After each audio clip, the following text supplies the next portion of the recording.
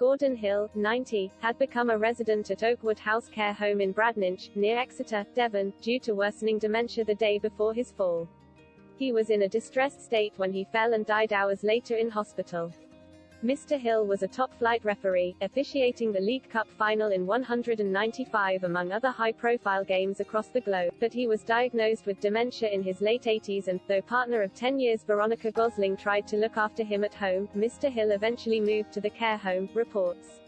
Head stayed 1 month previous for a 3-night respite stay, but became aggressive to staff and Ms Gosling collected him after 2 evenings. And the pensioner again became anxious and agitated during his second stay, 2 nights into which he caused damage within the home, including smashing a window above the front door entrance, and he fell to his death.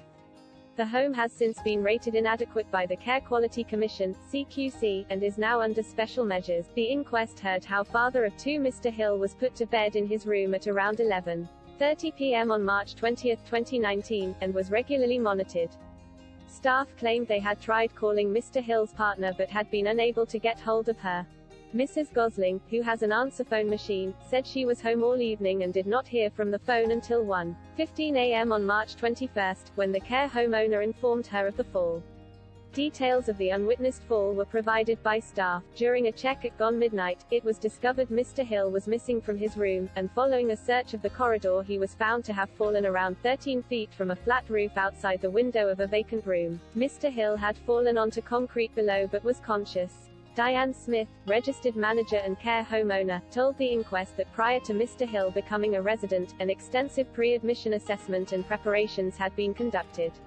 She told how before his fall, the plan had been to contact the mental health team the next day and that she had not been made aware of Mr. Hill having a manic episode during a previous hospital admission, and had she known it would have made a difference. She said, "Maybe I would have thought twice if a placement was suitable with us. Our staff are trained and have a good deal of knowledge, but they are not psychiatric nurses. When you look at all the things that happened that tragic evening, he was manic." Giving evidence about the window Mr. Hill escaped from, she said it had been firmly locked. Although it had a restrictor to prevent how far it opened, it had not been fitted with an additional restrictor like other windows in the home, as there had been no key to open it since she had taken over the care home. On further investigation of the window following Mr. Hill's death, she added the handle was found to be broken. She said, "The reason it was able to open out seems to be because the handle was moved in such a way that it broke." She added, "This incident is so tragic and there was nothing I could have done to prevent it, I don't think." However, she did concede that staff, who claimed they had tried to call his partner, should have kept trying to call her after his presentation deteriorated. A post-mortem examination confirmed the cause of his death was chest injuries. Ischemic heart disease and chronic obstructive pulmonary disease also contributed to his death. Following Mr. Hill's death, the care home was inspected by Independent Health and Social Care Regulator Care Quality Commission, CQC, and Devon County Council's DCC, safeguarding team.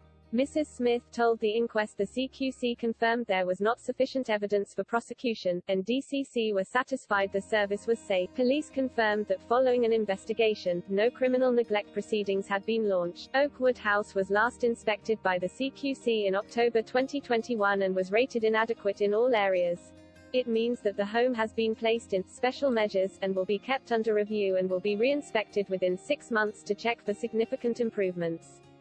Inspectors identified breaches in relation to safeguarding, risk management, person-centered care, dignity and privacy, choice and consent, staffing levels, training and competency, premises and good governance. Following his death, a memorial exhibition of his artwork was held, and the Gordon Hill Bursary Fund in aid of Exeter City Football Club Community Trust was set up by his family. Donations are to be used for the purpose of breaking down barriers to participation in sport and physical activity. Originally from Bolton, Greater Manchester, Mr. Hill was a primary school teacher and also sang with the renowned Rossendale Male Voice Choir.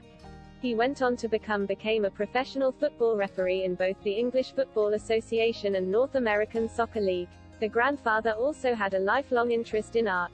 He continued to paint and draw every day until his passing. His family said, "Gordon was a remarkable international football referee who, after a colorful life in football, education and ergonomics in the UK and USA, spent the last decade of his life in Exeter deeply engrossed in making colorful painting."